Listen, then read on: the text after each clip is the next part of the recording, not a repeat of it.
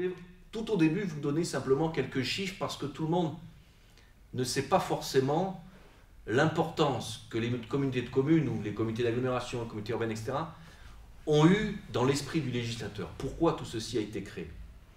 Alors je vais vous donner des chiffres, pas beaucoup, je vous rassure. En France, en 2011, nous avons 36 658 communes.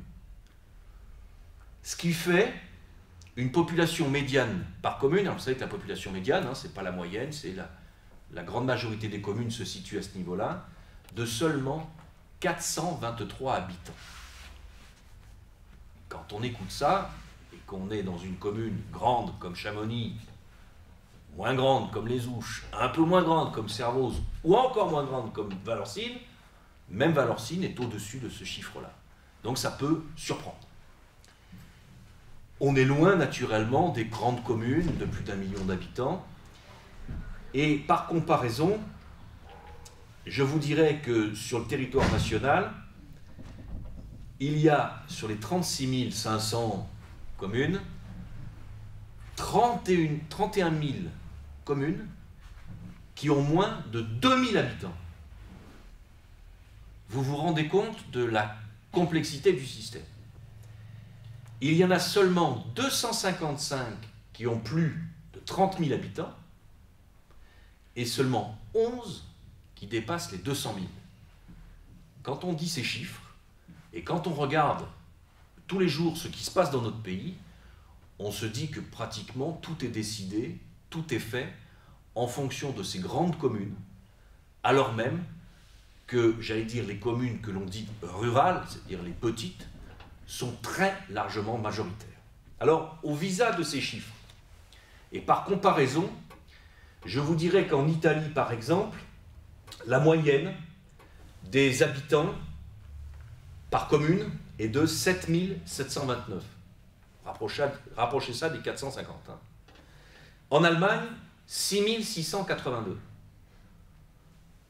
Il n'y a pas besoin d'être un grand mathématicien pour comprendre que l'État, le législateur, quel que soit le parti politique, encore une fois, hein, je ne suis pas ici pour faire de la politique, simplement pour expliquer les choses, le législateur a estimé qu'en France, par rapport aux voisins les plus proches, eh bien, il y a un problème de base, on a trop de communes.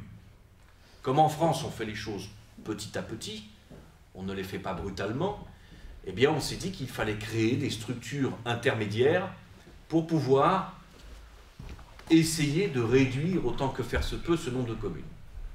Dit comme cela, c'est assez indirect. Plus directement, il ne faut pas se leurrer, je pense que la volonté réelle des gouvernants, quels qu'ils soient, du législateur quel qu'il soit, est de tout simplement réduire et diviser le nombre de communes. Quelles sont les deux compétences optionnelles,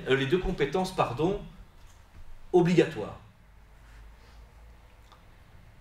La première, l'aménagement de l'espace. L'aménagement de l'espace. Qu'est-ce que ça veut dire? Deuxième, le développement économique intéressant l'ensemble de la communauté. Donc vous voyez, ce sont des compétences définies par la loi, j'allais dire par des mots très larges.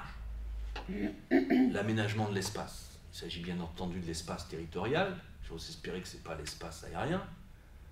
C'est le développement économique, c'est quoi? Le commerce, l'industrie, le tourisme. C'est vaste. Alors, dans ces compétences obligatoires, on essaye de réduire, ou on essaye de préciser les définitions. On essaye de se limiter. Et puis, il y a les compétences optionnelles. Alors là, je suis désolé parce que ça, je ne le sais pas de mémoire. Voilà la liste telle qu'elle est rédigée par la loi. C'est la protection et la mise en valeur de l'environnement.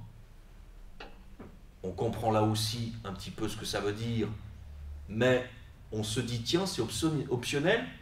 Est-ce que ça ne se rapproche pas beaucoup de l'aménagement de l'espace? Bon. La politique du logement et du cadre de vie, c'est un peu plus clair. La création et l'aménagement de la voirie, optionnel. La construction, l'entretien et le fonctionnement d'équipements culturels et sportifs et d'équipements de l'enseignement élémentaire et préélémentaire, En gros, on voit hein, les stades, les salles de sport, les écoles. L'action sociale d'intérêt communautaire, on se heurtera à une difficulté. L'action sociale, tout le monde voit à peu près ce que cela peut vouloir dire. En revanche, l'intérêt communautaire, ça mérite une définition et un éclaircissement plus long. Et enfin, tout ou partie de l'assainissement. Donc quand on prend dans tous ces éléments optionnels, la communauté de communes, lorsqu'elle se crée, a le choix de prendre ou de ne pas prendre ces options. Après l'échec donc à 14, la création de la communauté de communes à 4. Elle a été créée et entrée en vigueur, pour ceux qui l'auraient oublié, le 1er janvier 2010, après qu'elle ait été avalisée par un arrêté préfectoral du 14 décembre 2009, puisque je vous le rappelle, même si c'était une volonté de devancer l'éventuelle obligation préfectorale, il a fallu tout de même, et c'est la loi, que le préfet donne son aval. Et ce n'est pas simple. Alors il y a toute une liste pour l'aménagement de l'espace. Je vous le livre comme ça, hein, in extenso, parce que c'est pas... Élaboration et révision du schéma de cohérence territoriale, ce qu'on appelle le SCOT. Bon, c'était au syndicat mixte, avant. Élaboration et révision des schémas de secteur. Là, c'est plus spécifique, c'est nouveau. Mise en œuvre d'une démarche d'harmonisation des plans locaux d'urbanisme. Bon, comme on dit, ça ne mange pas de pain. Ensuite, les ZAC, encore un sigle, les zones d'aménagement concerté, qui sont de la compétence obligatoire dans notre communauté de communes. Donc aujourd'hui, si Chamonix veut créer une ZAC ou les Ouches veut créer une ZAC, bah, c'est la communauté de communes qui devra le faire. J'en passe. Alors passons au deuxième point de compétence obligatoire, développement économique et touristique. Aménagement, entretien et gestion de zones d'activité industrielle, commerciale, tertiaire, artisanale et touristique qui sont d'intérêt communautaire. Alors vous verrez souvent dans les statuts cette petite fin, qui sont d'intérêt communautaire.